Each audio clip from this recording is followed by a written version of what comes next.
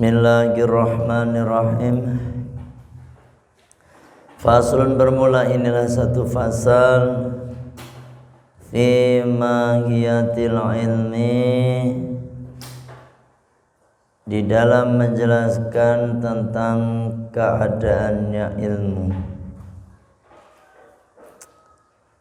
wal fikhi, dan ilmu fikih, wa fadlihi, dan keutamaan ilmu fikih.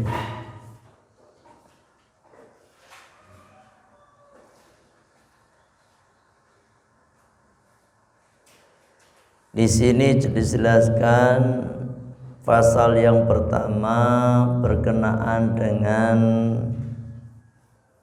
fi mahiyatil ilmi, ay fi haqiqatil ilmi. Maksudnya menjelaskan tentang hakikatnya ilmu. Qala, telah bersabda siapa Rasulullah sallallahu alaihi wasallam. Rasulullah sallallahu alaihi wasallam, talabul ilmi, adapun menuntut ilmu, faridatun, itu hukumnya wajib. Faridah di sini artinya fardu ain, ya. Fardu ain. Fardu ain itu setiap per individu, setiap orang itu wajib ala kulli muslimin, atas tiap-tiap muslim laki-laki, wa muslimatin, lan muslim perempuan. I'lam, ketahuilah, bi annahu, karena bahwasanya, la yuftaradhu, itu tidak diwajibkan atau difarduainkan, ala kulli muslimin, atas tiap-tiap muslim laki-laki, wa muslimatin, dan muslim perempuan, talabu kulli ilmin, menuntut semua ilmu, bal yuftaratu, tetapi wajib tetapi diwajibkan, alaihi, atas setiap muslim, talabul ilmil hali, menuntut ilmu hal. Ilmu hal, ya. Jadi kewajiban menuntut ilmu itu enggak semua ilmu, gitu. Tidak semua ilmu. Ilmu itu banyak, Mas. Ada ilmu putih, ada ilmu hitam. Kalau ilmu putih itu ilmu yang berkenaan dengan syariat, ini ilmu putih nih, ya. Berkenaan dengan agama, itu ilmu putih. Berkenaan dengan Allah, itu ilmu putih. Ada ilmu hitam. Ilmu hitam itu berhubungan dengan setan. Ilmu hitam, ya. Contohnya ilmu hitam,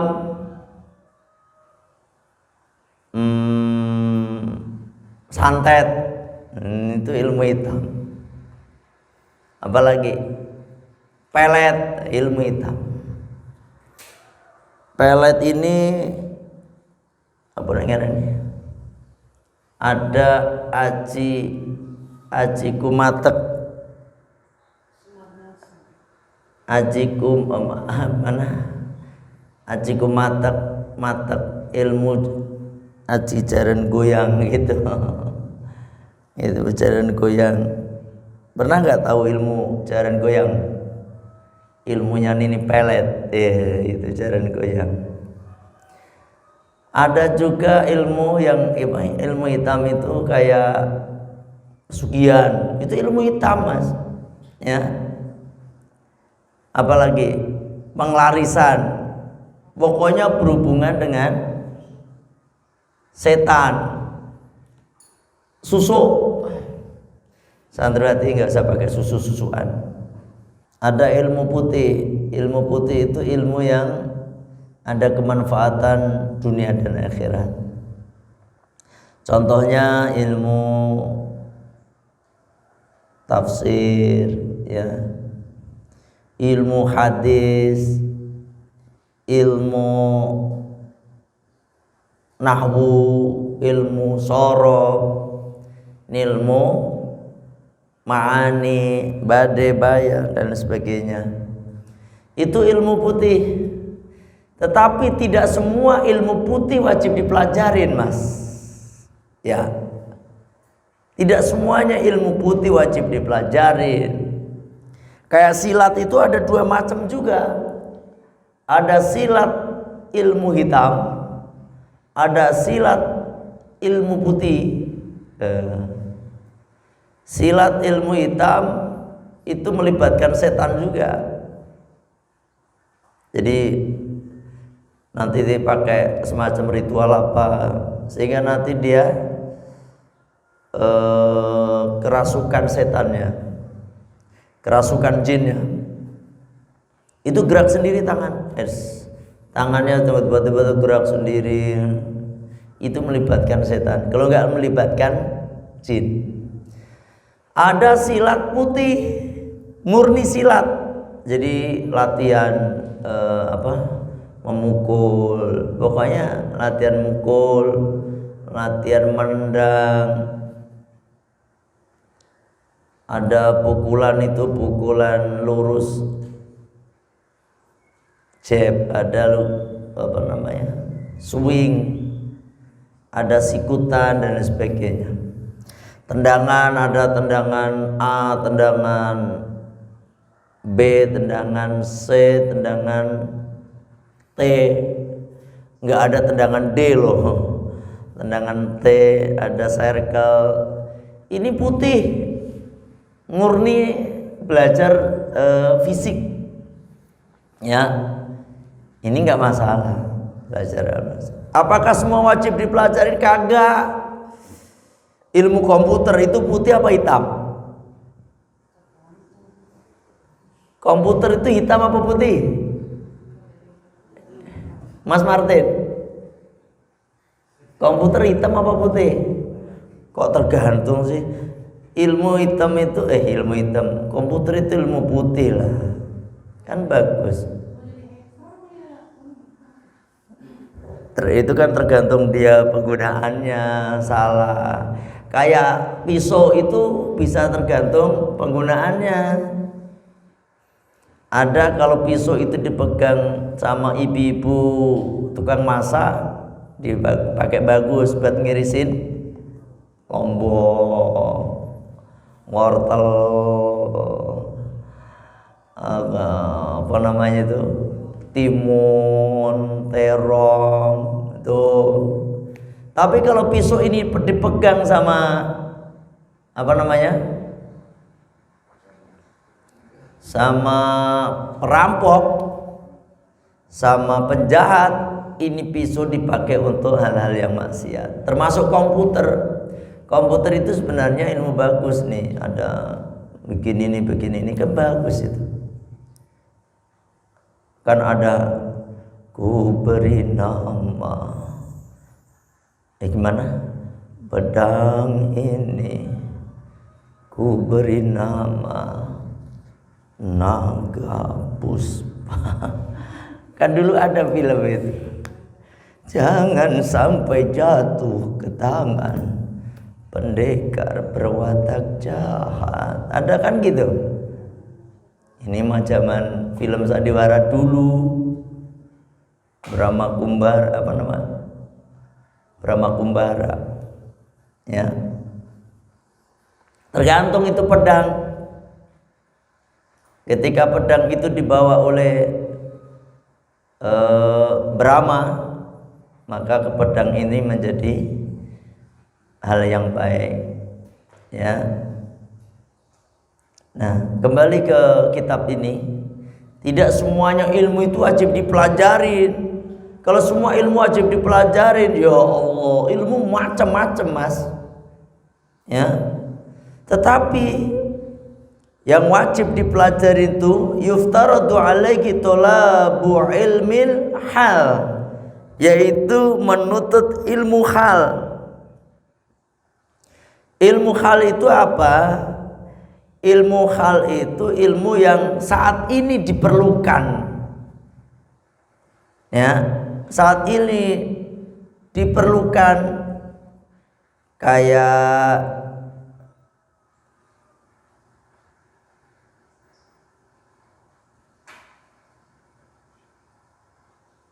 ilmu sholat.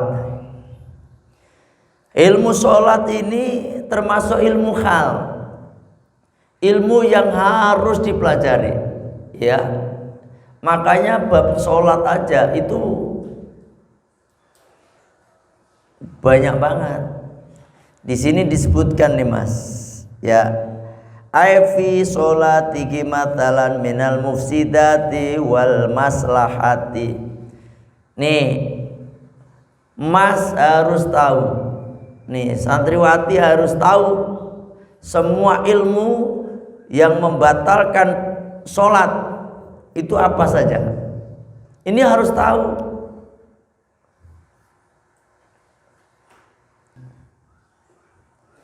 Satu, yang membatalkan sholat, ngomong. Yang disengaja, ya, ngomong yang disengaja. Kalau nggak sengaja, agak. Ini kan wajib tahu. Kalau nggak tahu nanti waktu sholat ngomong baik dia, kayak anak kecil berarti. Ada 4 orang sholat, semuanya 4-4-nya bodoh, ya. Imamnya bodoh, makmumnya 3 ini bodoh semuanya, ya. 4 orang nih, yang satu kentut pret katanya, terus yang satu ngomong, ih batal, sholat kentut batal. Ini kan satu kentut udah batal kan, satunya ngomong, ih sholat gak boleh kentut gitu, ngomong. Yang ketiga nih, kalau sholat jangan ngomong, dia sendiri ngomong. Yang satu sendiri nih imamnya, nih kayak saya gak ngomong begitu. Kan batal semuanya jadinya. Ya Allah. Gara-gara apa? Bodoh semuanya. 4 orang batal kabeh. Gara-gara apa? Satu kentut, satunya ngomongin, dikiranya bagus. Ih, kalau kentut batal. Satunya ngomong, kalau sholat gak boleh ngomong. Satunya, saya dong yang nggak ngomong itu. Jadi semuanya batal gara-gara apa? Bodoh semuanya.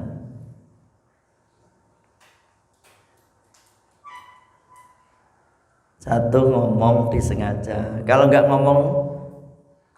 nggak sengaja nggak batal. Lagi sholat ada ular, astagfirullah, batal nggak? Enggak. Ular batal nggak?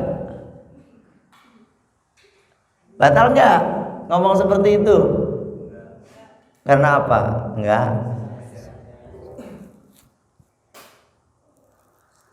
Kalau ngomong yang sengaja itu lagi sholat,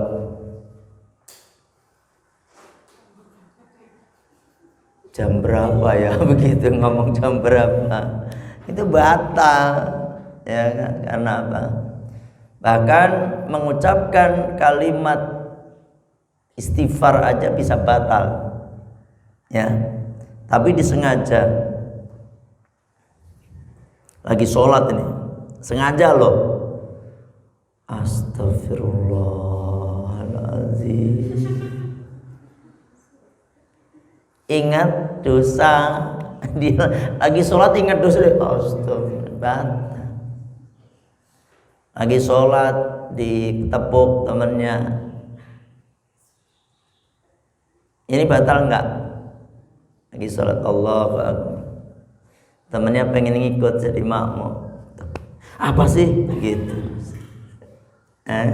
batal enggak? Kenapa? Enggak sengaja. Kecuali begini ya betul, ikut ya gitu. Itu batal. Kenapa? Beda yang tadi nggak sengaja, satunya itu ngomong. 1, 2 gerakan yang lebih dari 3 kali, ini batalkan sholat ya. Ini harus tahu, harus hafal gerakan yang 3 kali itu batal. Berarti maksimal 3 kali yang berurutan gitu. Tapi kalau nggak berurutan nggak apa-apa. Yang ketiga, karena berhadas tadi. Nah, berhadas ini otomatis hadas kecil atau hadas besar. Hadas kecil contohnya kentut tadi. Terus yang keempat, kejatuhan najis. Kejatuhan najis, najis yang tidak dimakfu, najis yang tidak dimaaf, ini membatalkan sholat. Lagi sholat, di atas ada tokek, berak, langsung kena mukenanya, batal ya. Terus terbukanya aurat tuh, aurat kecuali langsung ditutup ya, lagi langsung ditutup. Terus perkara yang membatalkan puasa semuanya batal. Perkara yang membatalkan puasa kayak apa?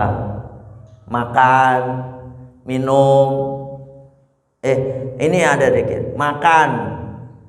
Makan walaupun lupa, ini membatalkan.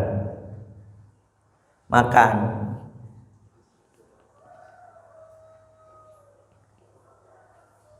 Selilitan, lagi sholat dilek selilitnya, batal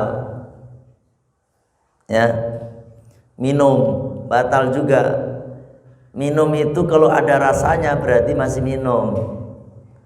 Contohnya habis minum kopi, masih ada sisa di sini, lagi sholat dilek, batal gitu walaupun sedikit.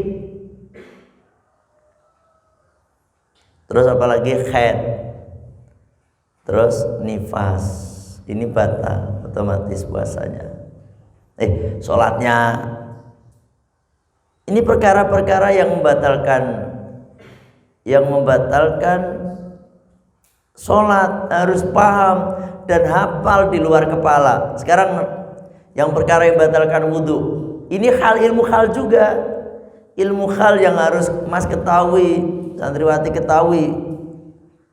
Perkara yang membatalkan wudhu. Nih mas, kalau wudhunya batal, otomatis sholatnya batal. 1, apa baik yang keluar dari 2 jalan, belakang dan depan, kubul dan dubur, itu semuanya membatalkan wudhu. Apapun yang keluar, baik yang biasa keluar maupun yang nggak biasa keluar.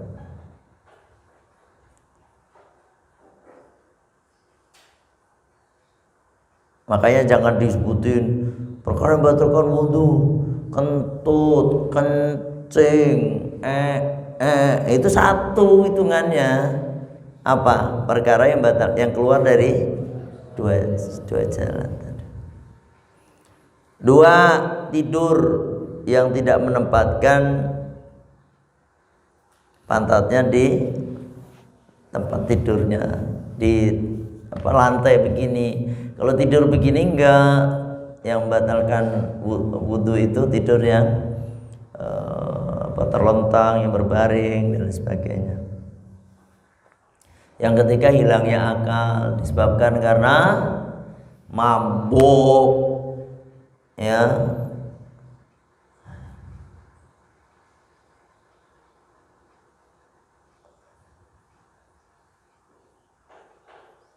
Hilangnya akal. Yang keempat, bersentuhan antara laki-laki dan perempuan yang bukan mahramnya, udah sama-sama gede gitu. Kalau kita megang anak kecil nggak batal, laki sama perempuan megang anak kecil nggak batal, sama-sama udah gede gitu.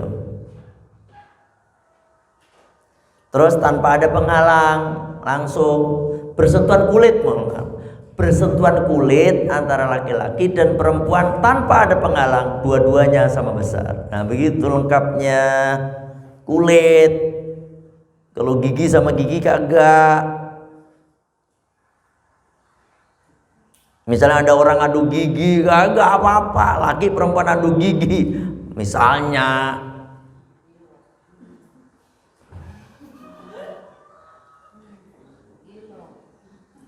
Ya batu giginya panjang. Kuku sama kuku nggak batal. Misalnya lagi adu kuku yuk, kuku diginiin. Ini dua-duanya stres kelihatannya. Kelihatannya lagi stres dua-duanya. Megang rambut nggak apa-apa. Misalnya istri pengen megang rambutnya, suami pengen megang rambutnya istri, nggak apa-apa. Yang batalkan kulit gitu, ya. Apalagi, ya itu. Terus tanpa ada penghalang. Kalau ada penghalang, nggak apa-apa.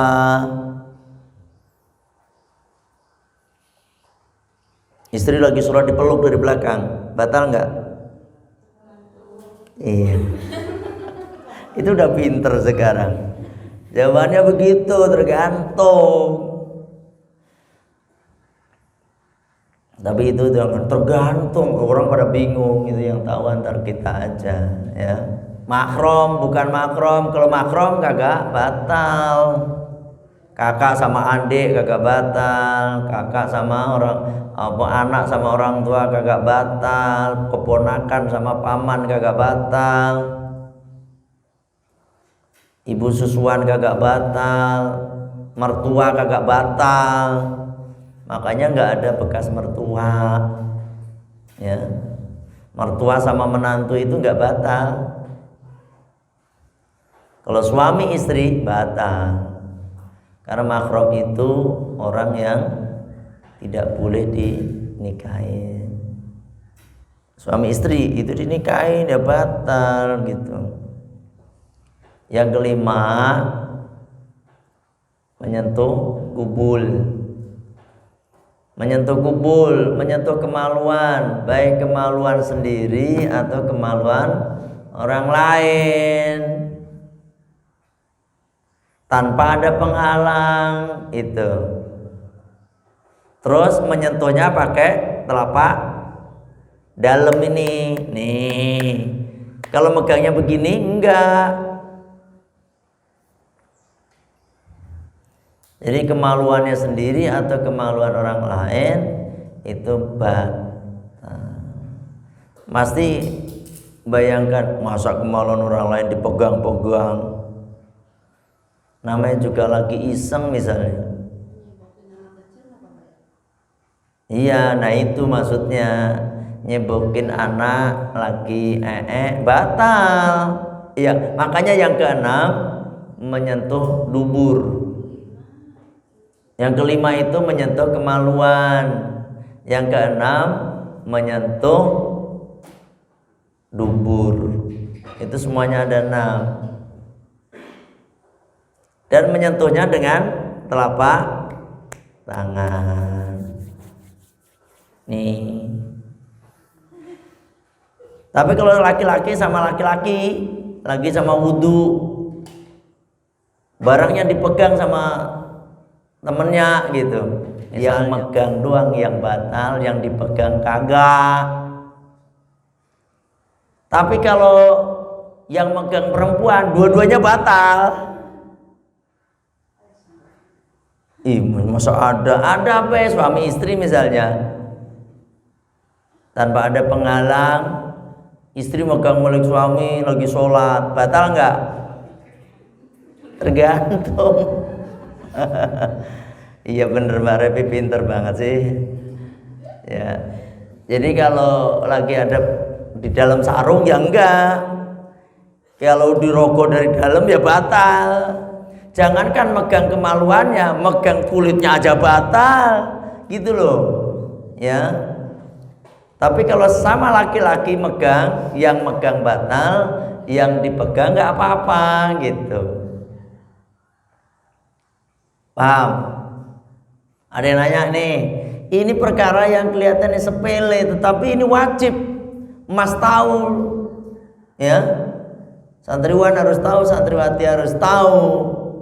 Seperti ini, di luar kepala. Jadi ketika ditanyain orang perkara yang membatalkan wudhu, perkara yang membatalkan sholat apa?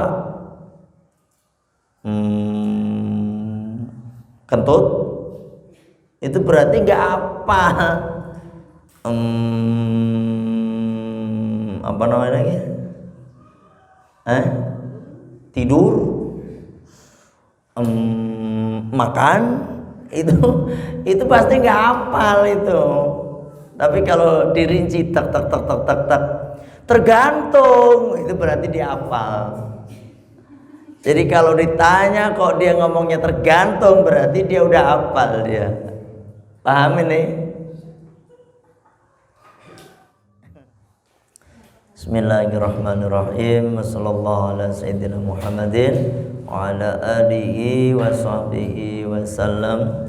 Allahumma anta rabbi la ilaha illa anta khalaqtani wa ana 'abduka wa ana ala ahdika wa wa'dika mastata'tu a'udzu bika min syarri ma sana'tu abu'u laka bi ni'matika alayya wa abu'u bi dhanbi faghfirli fa innahu la yaghfiru dhunuba illa anta astaghfirullahal azim astaghfirullahal azim astaghfirullahal-azim. Subhanaka Allahumma wa bihamdika asyhadu an la ilaha illa anta astaghfiruka wa atubu ilaik.